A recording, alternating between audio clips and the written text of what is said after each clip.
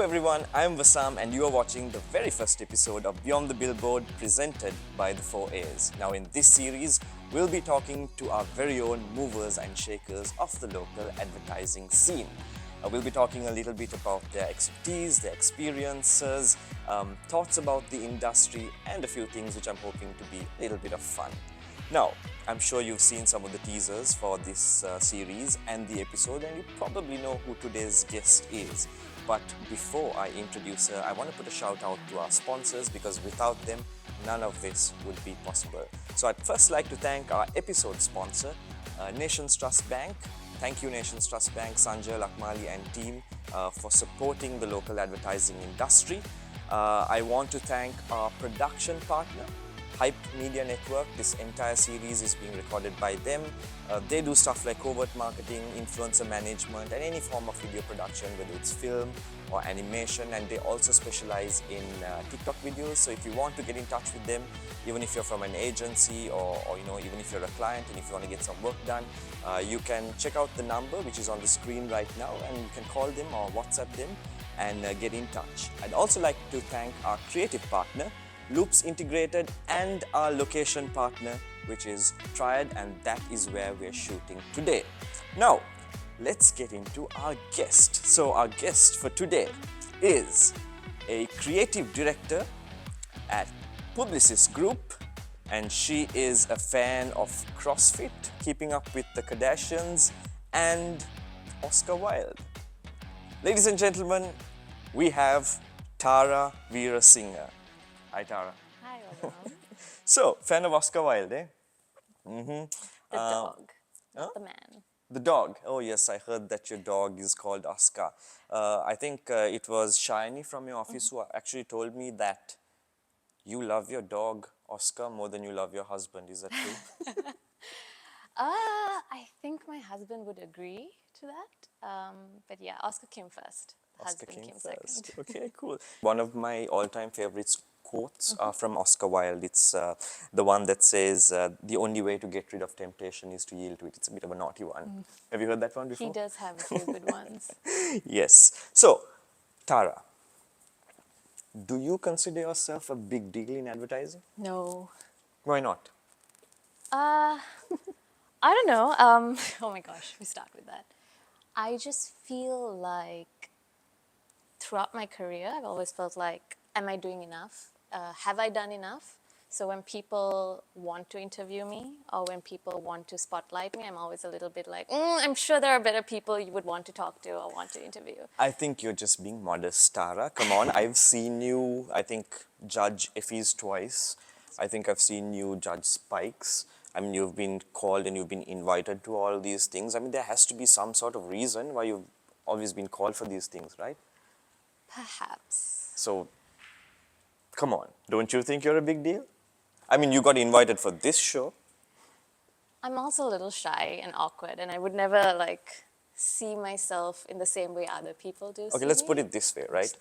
If you were a big deal, if people think you're a big deal, why do you think that he is? What makes you so special?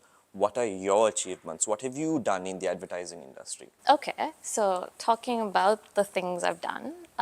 So before I turned 24, I was a senior copywriter and had won all three Young Lotus, Young Spikes, and Young Lions. I was judging those three competitions before I met the cutoff mark to compete. So while I still could have competed at said competitions, I was judging the competitions. At the same time, I think I was one of the youngest creative directors when I made the move to Leo Burnett Publicis Group. Over there, plus at Grants, where I was previously as well, we did a bunch of award-led work that may be one of the reasons why I'm also judging at numerous award shows. Is that enough? My God. I'm trying to think of all the other reasons, but I'm just blanking out. That's okay, that's completely fine. So, you love advertising, right? I do. Okay. So, would you say that, I mean, you're passionate about it? When you wake up in the morning, do you feel like, I'm not going for a job, but I'm just going to do something that I really love? The thing is, I love the industry. I don't look at it as a job per se. I love the fact that I can write the way I write or think the way I do and get paid So you're to do it. copy-based, right? I am copy-based. And it just, when I look at all the other avenues and other ways I could have gone in life, I'm very excited that I picked advertising. Okay. So you love advertising.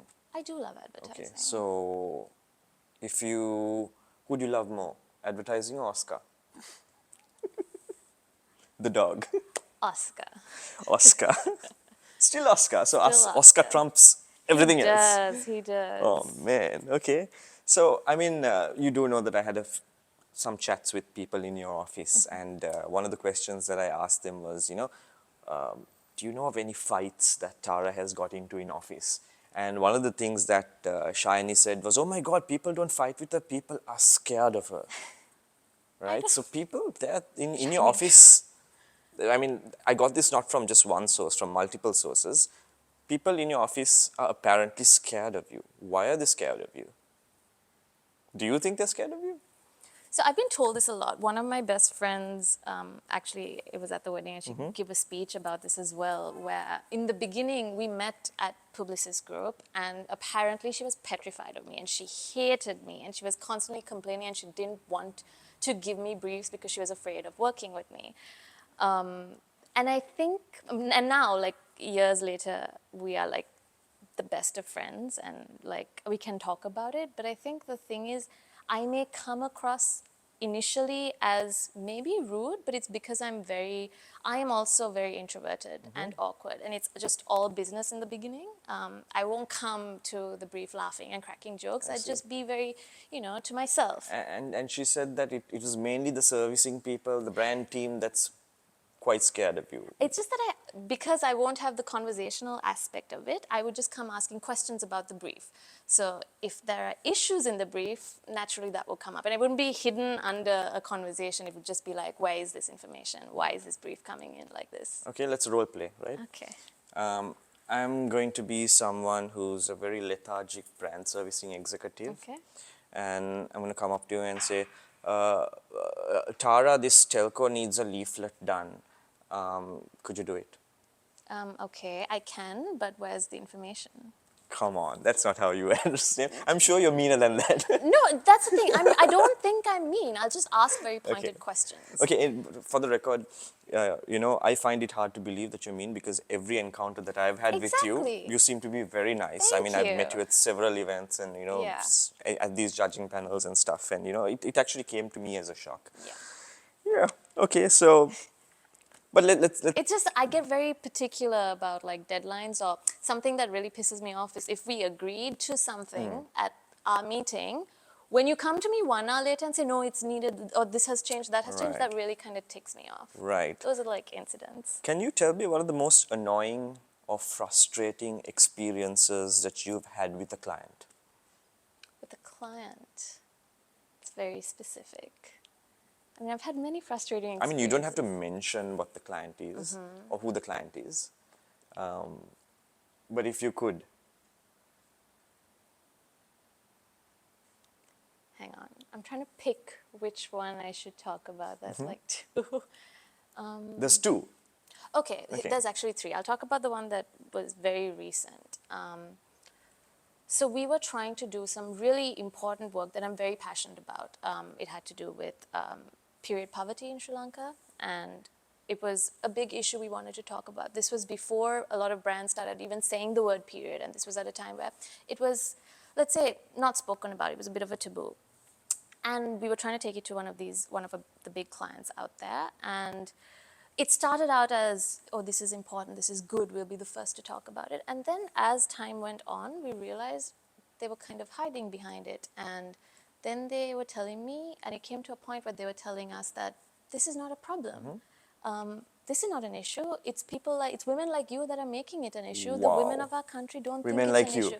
Yes. What does women like you I mean? have no idea. And then it became really personal, and it really angered me, and it really frustrated me, because I was thinking, if leading brands do not do what is right for, let's say, the women of the country or the people of the country, that responsibility is a very serious one. And if they don't do right by it, it's a damn shame.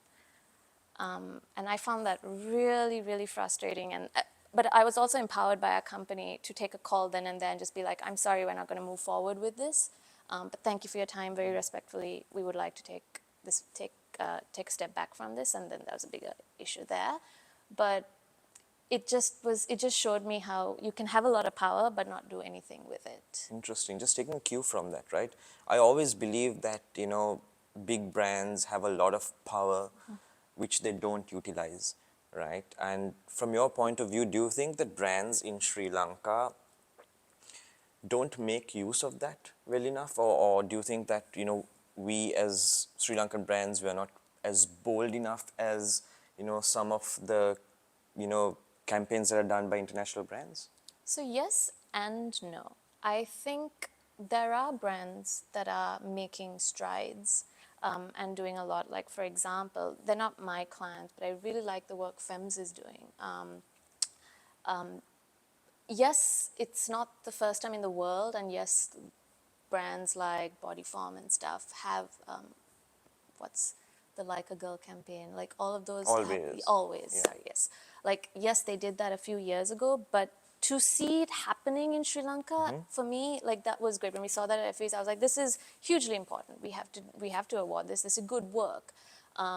And because I know how difficult it is to do it in Sri Lanka, when you've got people that will come and say, no, you can't show this on TV. Oh my God, this is really wrong. This is wrong to see. When you do it, it's nice to see. Interesting. What is the stupidest thing you've ever said to a client? Something you've been embarrassed by? I mean, we all say stupid things sometimes, right? I don't know. I'm really careful with what I say to clients. Can I tell you maybe the stupidest thing a client may have said to me? Okay, sure. So, I mean, just for the record, you've never said anything stupid to a client?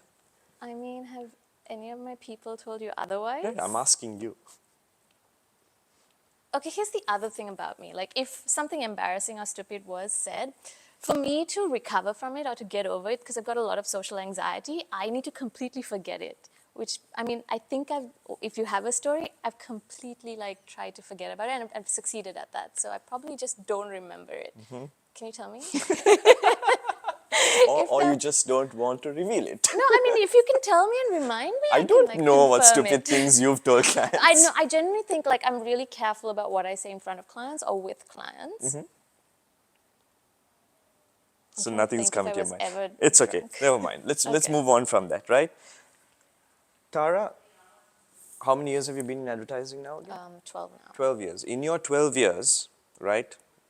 I mean, you work with so many departments, right? If you could kill another department, if you could really kill another department, which department would that be and why? I'm sure no one in your office is going to take it personally, but Are you asking me this question from a emotional point of view or from a very, like, okay, what makes sense to just get rid of this No, department? emotional point of view. Purely Okay. emotional. I mean, obviously when we say kill, it's not like we're going to, murder them overnight, but I mean, I think any creative would say nobody drives them nuts the way the brand's team I was does. expecting them. Why is that, Tara?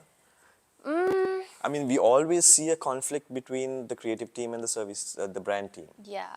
Why is that? I mean, this is, Why is it that, creatives always want to kill them? I ask the same question, and sometimes when I have a chat with one or two of them after, let's say we've had a huge issue and a fight, and I've told people off, and like later on we talk about it, what went wrong.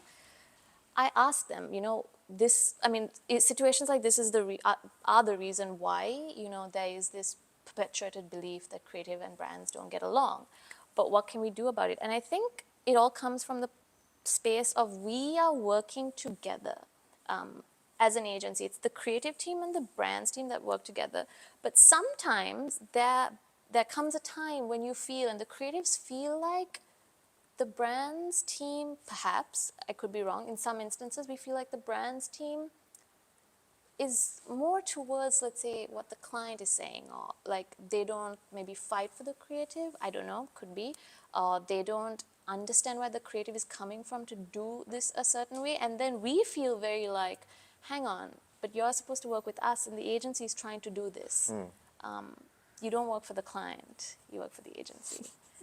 But it's something I'm grappling with too. But sometimes, isn't it also good if they feel like they're working for the client? Because we always say, right, if you're working for a brand, you need to feel like you're a part of the brand too. But here's the thing, we're all working for the brand, even the creatives. We're trying to do right by the brand and the brief. So it's a collective effort. I just feel like we need to all have that kind of agreement of we're all trying to do what's right for the brand. It's not the creative just not trying to do a portfolio piece or an awards piece. We're trying to, sell products. We're trying to make change, initiate conversation. And we can do it better if we all work on it together. All right. So very briefly, right, can you tell me some of your all-time favorite campaigns and why you like those campaigns? Okay. Or from a creative perspective. I'm going to start with a bit of an old piece that I fell in love with before I joined advertising. So this was maybe around 2012 or 2011 when I heard the jingle for Dumb Ways to Die. And for me... Is that the one that goes, Dumb Ways to Die? Yeah. And I heard that like at my friend's place, like because her sister was playing the game, and it didn't click to me that this is an advertising campaign because I didn't know what advertising campaigns were. I was still in high school. And no, I think 2011, yeah. And then later when I came into advertising, I realized this is the power of an idea, that it could go beyond the seas, across like continents to, connect with people around the world. We in Sri Lanka knew about the railway campaign in Australia that was basically telling people not to jump in front of a train and die because that's such a dumb way to go. And then when I was researching on that, hugely effective campaigns. So you've got a lot of campaigns that are brilliant creative work but that are not so effective, but this did really well and won like a ton of awards as well. And there, what I was looking at, this was like more than 10 years ago. They were just having so much fun with it. You look at the lyrics, it's bloody fun. You look at the illustrations, it's fun. It was a game. And when you do that again, you take it and bring it to today's day and age, it would still win. It will still do really well because it's just damn fun. And advertising, the beauty of it, have fun with it. Make people laugh, smile. It'll still make me smile. So interesting. That's one of it. All right. Is there one more that you want to share? Very briefly? Maybe two. So I love the work, this is a bit of a serious topic, what Bodyform did with womb stories. 2019, I think, when this was launched. Again, what I loved about it was beautiful film, very powerful, but what they were showing through it was the unseen, the unspoken of, the unthought of. For so long, what we've thought of is women, once they reach a certain age, they have children, then they reach menopause, and then they die, well, whatever. But it's the in-betweens that there's so much complication. The woman's body goes through so much shit. And this brand, for the first time, and they've been doing a lot of work in this space, and I thought this was very powerful because they showed a lot of individual scenarios that normally aren't shown about a woman's body. And it was a beautiful film. And a little bit on the fun side, I still and will always love Cadbury's Gorilla. Phil Collins, in the air, pure madness of a gorilla, just yeah. All right. It's been great chatting with you, Tara, but we need to go in for a quick break and a quick message from our sponsor. So we'll be right back, and there's more of this when we come back. It all starts with a vision, the foresight to see the possibilities ahead, and the brilliant ingenuity to bring it to life, and the skill to make the impossible possible.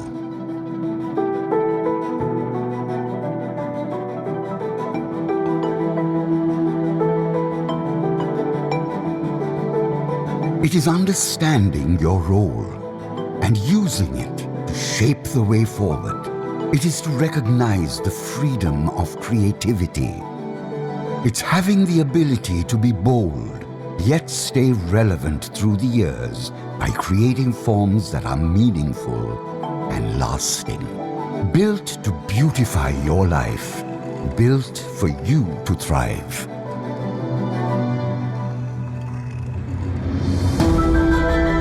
It is this spirit of perfection and wanting better that fuels our purpose at Nations Trust Bank.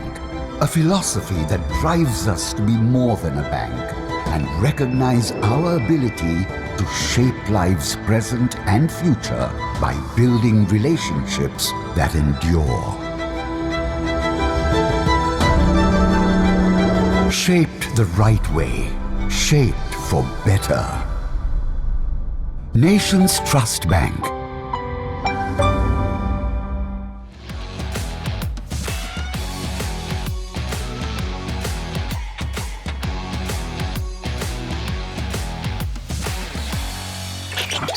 Welcome back to Beyond the Billboard, and as you know, in this episode we are talking to Tara Weerasinghe, who's a creative director at Publicis Group. Tara, you were saying something interesting during the break about how these brand teams frustrate you. You want to share that again? Yeah, no, I just was talking about and adding to that topic of, I think it comes from a space of, okay, we trust you to get the right information, to brief us, to handle the client. I think at the same time, what I'm seeing sometimes a lack of is that trust extended to the creative. Trust that we are also like trying to do the best work for this brief instead of, let's say, sometimes it feels like they're policing the creative a little too much or trying to put you inside this box of this is what the client expects from this. This is what the client will like. But sometimes you need to also take that risk or push the client or explain where you're coming from to do something slightly different. And it's that struggle there that I think is very frustrating to the creative sometimes. I was talking to Shayani, and I was also talking to Chathuka from your office to get a little bit of insight about you. One thing he said was that Tara likes to sing hip-hop. Is that true? No, it's not. But that's what they say. Would you like to sing a few tunes to us? No. No? I Are you saying that you don't sing hip-hop? I'm trying to think of what Chathuka would have said specifically. Okay, let's remind you. We have a video that was sent to us, from the people in your office. Let's see that on the screen now. Chathuka. Oh my God.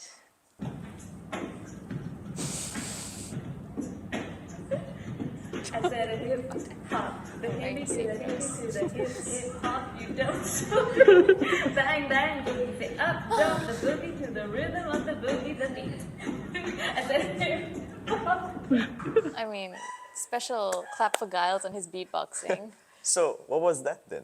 Well, that is just a creative team trying to unleash their frustrations and their stress. And like, I was trying to cheer up my people. Right. I mean, that doesn't seem like somebody who's caring. And that's not me singing, that's me rapping. Right, sorry, I got it wrong. So could you rap for us now? I mean, would you like to rap with me? We can do that together as a duet. I'm terrible at it. Okay. So, okay, just a side note, like my friend that uploaded that, like Lucky, who was the brand's ex-enemy who now became my best friend after she got to know me.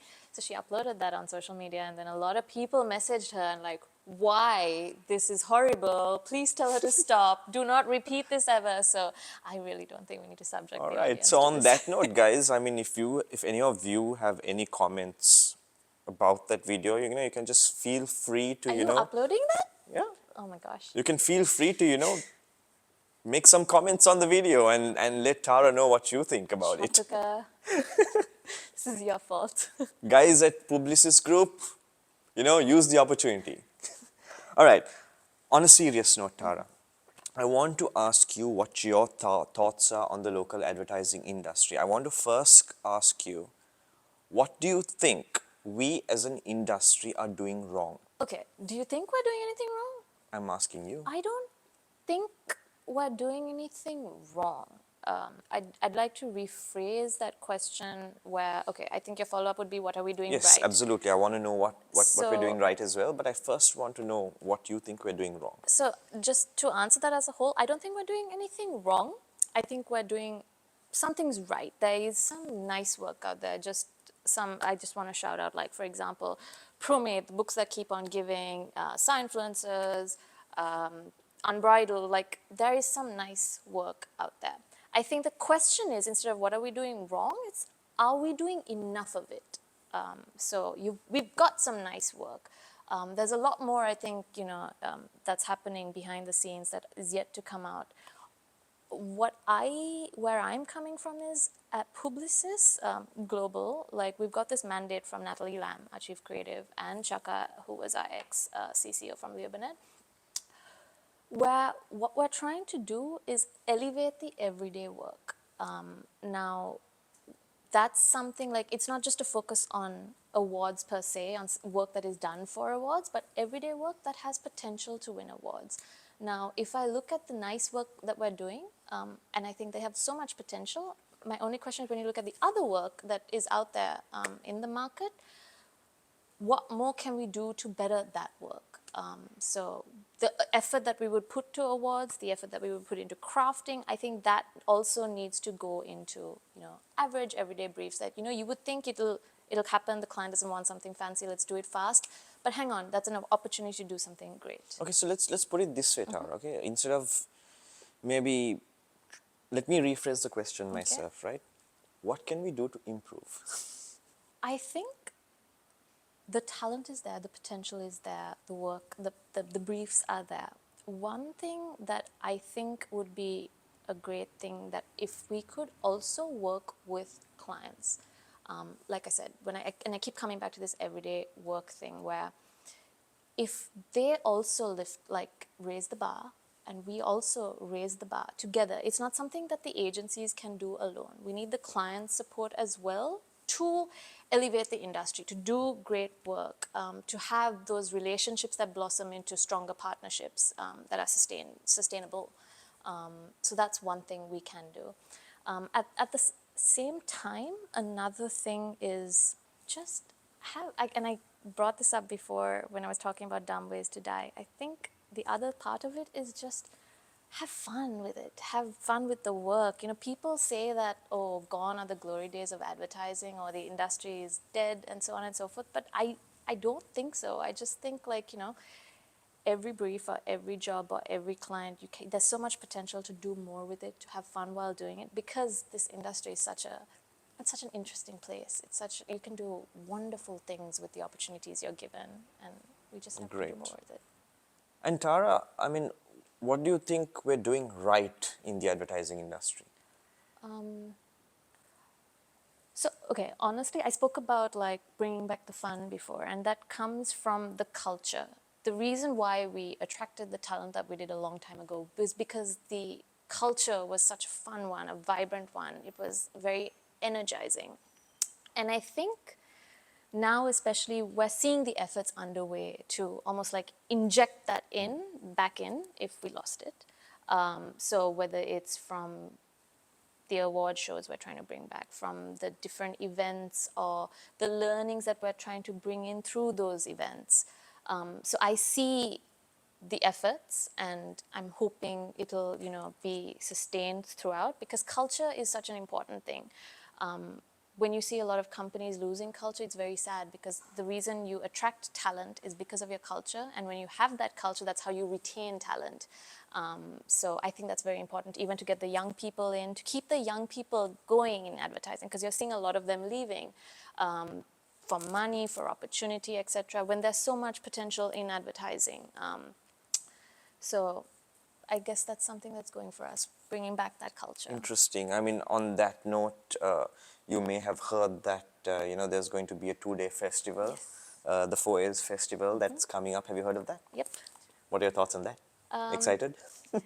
Excited. Looking at the work, do we have work that we could enter? I mean, it's been a long time since we've even had creative awards, right, in Sri true. Lanka, because everything has been focused on effectiveness and whether it's digital. Yeah, I think the last one was Epica, in 2019, and then since then, I think. And even I think before Epica, there was a huge gap, right, without any creative awards. Correct. So what do you think? What are your thoughts? I on think the it's festival? hugely important. So the thing about the award space is, with Sri Lanka lacking it, the agencies that could afford to send it to the international award shows were able to do things, but there were agencies that couldn't. So it was very inaccessible to a lot of people and creatives. So what you're doing by bringing it here and creating something for us here is you're opening that access to a lot of people, which is great. At the same time, once you do that, that's from the work and the things you enter to shows, but also the learnings now. I think for the last 2 or 3 years, some agencies could afford to send people to all the festivals overseas. Some could, some couldn't. You have some young talent that would have also won the competitions that couldn't go and take part, which was also very sad, because when I got to go to these festivals, the experience, I wouldn't give it up for anything. So something that was lacking, like imagine the young people that missed out on all of that. When you find a way to give it back to them, it's beautiful. I hope it brings back that joy and Yeah. fun. So I think that's what the 4As is trying to do with the 2-day festival. And trying to make it, the quality of the festival to be, in the standard of a global festival. So for those who don't know about the 4As festival that's coming up, it's on the 30th and 31st of May. So there are going to be award shows, there's going to be international speakers, and there's going to be exhibitions of the shortlisted work. Also, we're going to have a couple of parties. Ah. So this is going to bring a little bit of fun aspect back in to the industry. So I hope you're excited about it. I definitely am excited about it. Getting into a more serious topic, which I think I'm pretty sure you're quite qualified to answer, Tara, is gender bias. Do you think there's any gender bias in the advertising industry? Okay, gender bias, it's a massive topic. I don't think it's an industry problem. It's a Sri Lanka problem. So it's everywhere. And I'm not putting the blame on a specific gender. Now, the thing with this is I know a lot of women who are completely patriarchal, who are anti-women, who do nasty things to May I other just women. stop you there for a second? Yep. Because, you would expect people in the advertising industry to be more open-minded, right? So, in that sense, expecting people, especially in the advertising industry, right? Because they're exposed to a lot of things, right? And you still see gender bias in the industry? Hang on, let me finish that Yeah, last sure. line, because I felt like I was attacking women. But what I'm saying Sure, is sure. it's not just the women, but there are women who are for it, there are women who are against it, but there are also men who have been feminists throughout their entire lives, or would do anything to not have gender bias. So I'm not saying that it's a gender thing, it's an ideology. So anyone could have it and not even know it. It's an unconscious thing. Sorry, and then you were saying about how you think the industry and the people... Not that I think, I would say that people would assume that people in advertising are more open-minded. So this is the thing, why I said it's more of an ingrained thing, it's a Sri Lanka thing, is I feel like it's something that a lot of people are not born with, but conditioned to think from a very young age. And the thing is, a lot of people or companies in the industry, in the marketing fraternity and beyond, talk about it, have sessions about it, say we have a balanced company, we have all these things we do to protect women. There's a lot of talk. But then when you go deeper, you realize there's not much action to support it. And I think that's where the problem lies. You can make a lot of claims, but do the women that work there, when you hire women and say all these things and they come in and they find that it's entirely different, that's honestly What kind the of actions problem. are you talking about? Like, it could be little things like, we're not talking about equality, it's a little bit of equity. So the fact that sometimes the way a woman works, the fact that, she may have to go pick up her kids, or she has to go home at a certain time to cook dinner for her family. It could be about pay. You think that the male is the breadwinner, so he needs to support a family. But at the same time, sometimes, why wouldn't a woman have that same thought put to her? Because there is a difference between, I still believe there's a difference between how women are paid and how men are paid at the same level. But sorry, just to go back to, like, for example, the actions that we could do for women, like, it comes from a place where it didn't click to me, right? But I had someone tell me, let's say we had a meeting until 8 or 8:30 or 9, and she just told me, nobody realizes, like, when the meeting drags on, that they will go home and rest in the meetings the next morning, but I have to go home and cook for my family. And this is a person that she wouldn't say no to the meeting or say no to the job, but isn't it our job to make sure that she doesn't have to? So without them feeling this, like where they have to come and tell us, I have to go because I have to do this, there should be a place where we don't even, like, expect them to. Understand. So what are the key challenges you have faced as a woman in the industry, personally? Sometimes I feel this gender bias takes away from a lot of my achievements. It comes from the space of, oh, you were invited to this panel, it's a diversity factor. Oh, you're the first person being interviewed by the 4As, it's because they needed a woman to start off with. But that's not the case here. Yeah. It's not. I mean, after talking to you, I realized. But it's like that. You start to realize that a lot of your effort, your hard work, is just kind of also, they're just like, oh, it's because she's a woman, she got this. Why is she working with that client, or why is she on that pitch? It's because she's a woman. And it's really frustrating me. But at the same time, I mean, that said, I have seen good things also happen. A good example, like where there's a lot of sorry, my hair is probably on the mic, but there's a lot of, let's say, protection afforded to women at the same time to kind of, like, if there is bias, let's take it away. I was approached on LinkedIn, new business, from a leading company and a potential client. And this was at the time where new business was really important to us. So any kind of lead, we would send it to our brands team. And so I got this message. I connected this person with our CEO and let it happen. And then our CEO came back and was like, they approached you with new business purely to get you in the meeting room. We are not going to be working with that client ever. So we didn't take on the business. We don't work with that client. And I felt really protected at that moment because I didn't think about it like that. And we didn't think, we were just going for it was a big client. And I could only hope that other women in the industry Was there evidence to support this claim? No, but there were messages between, like, why isn't she at this meeting? Why didn't you bring her? And I could only hope that other women, like, are as protected because, like, again, big client, profits, a lot of money there. How are we protecting one person? Interesting. So. And if you could maybe very briefly, before we wrap up this segment, if there's some advice that you could share in terms of how the industry could overcome gender bias. Okay, one is, again, actions. You are talking, there are people at the end of the day. Make sure that it's always talent first, effort first, hard work first, regardless of gender. So always put that first. But when you're hiring, it's talent first. When you're promoting, it's talent first. It's not because, you know, female leader, female creative, we need a female on this account. Which is why I also have this beef, or like a pet peeve with titles like female leader, female boss, female this, because I feel like it differentiates more than it liberates. Leader, CEO, boss, like, regardless of gender.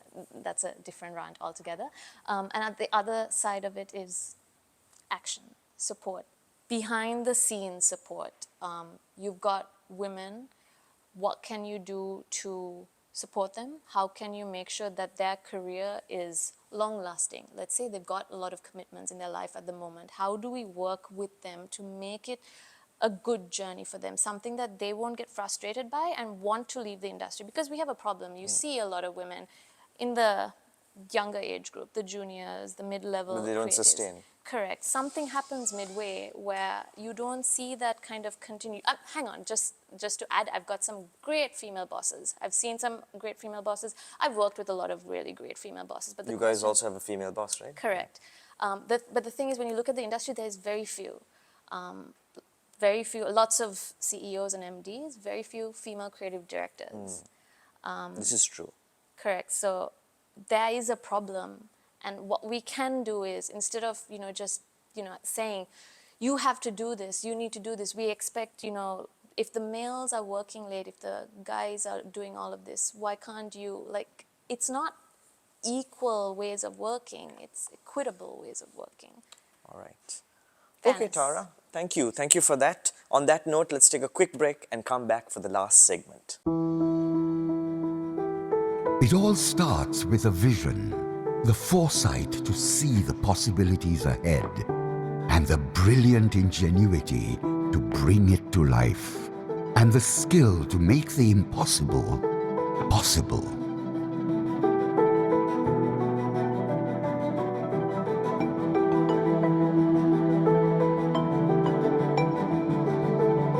It is understanding your role and using it to shape the way forward.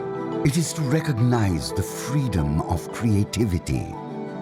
It's having the ability to be bold, yet stay relevant through the years by creating forms that are meaningful and lasting. Built to beautify your life, built for you to thrive.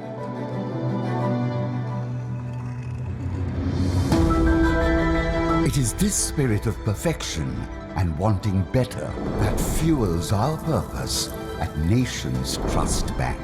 A philosophy that drives us to be more than a bank and recognize our ability to shape life's present and future by building relationships that endure. Shaped the right way, shaped for better. Nations Trust Bank.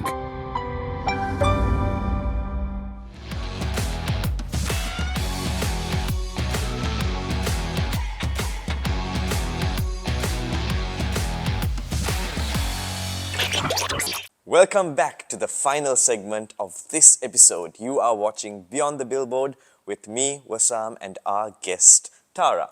Now, in this segment, we're going to have a little bit of trivia and round it up with a bit of important advice. Now, to start off with, Tara, as a person who's been dabbling with creative work and who's been monitoring brands, I'm sure you've also been looking at a lot of work from global brands, right? And as you know, taglines, a lot of brands have taglines, Okay. right? And there's, it's a big part of brands, I'm gonna right? blank out, I can tell you. So here's what I'm going to do. I am going to give you a tagline and I want you to guess what the brand is, Okay. right? Now, if you can't guess, I'm going to give you 3 options Okay. to choose from, right? So the first tagline. Let me just, before we start, have a disclaimer. I am well versed in taglines, but put on the spot, I just blank out. It's classic deer in the headlight. Well, if I give you headlights 3 all around. options, there's no way you can blank out, I don't right? know, we'll see.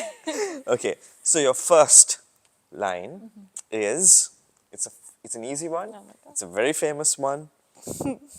Think different. Okay, Apple. What? Apple. Is Yeah. it? Is that your final answer?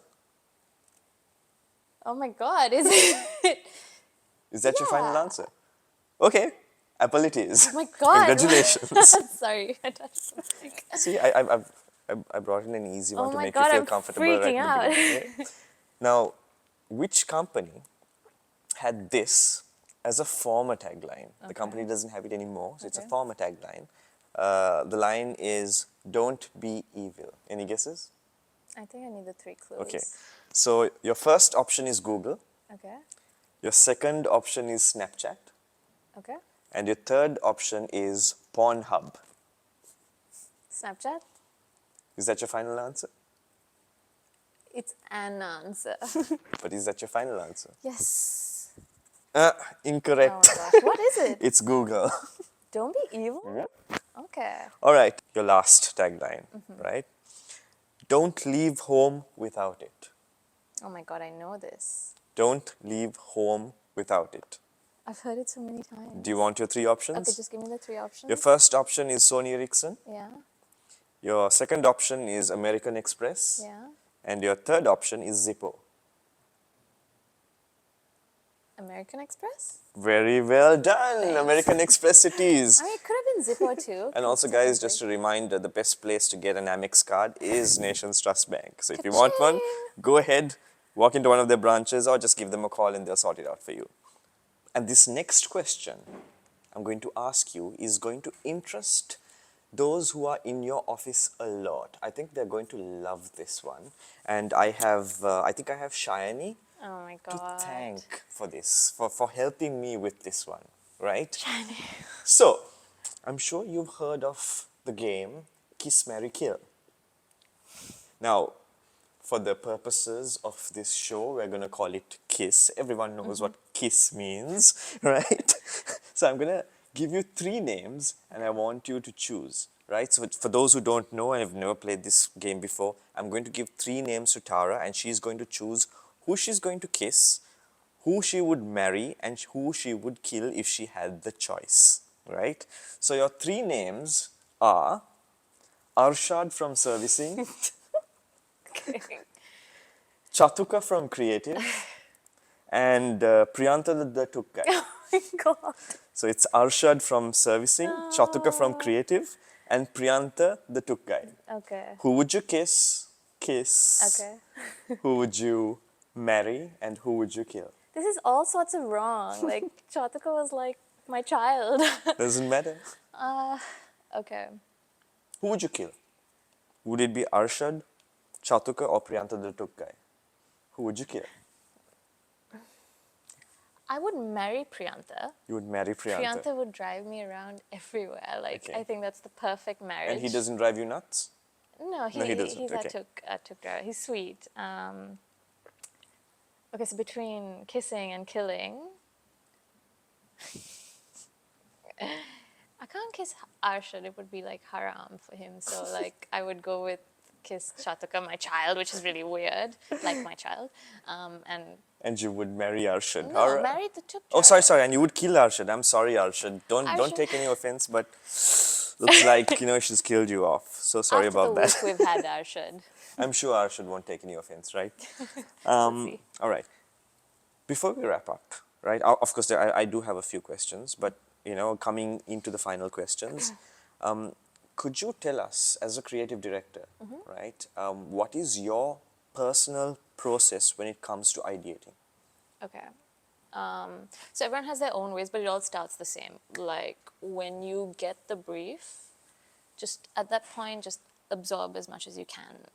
Ask questions, ask stupid questions, do your research, get whatever you can from the brand's person, do your own research as well right afterwards, ask friends, family, anything you want to know about the brand. And once you kind of absorb like a sponge, I would just run away and disappear for a while.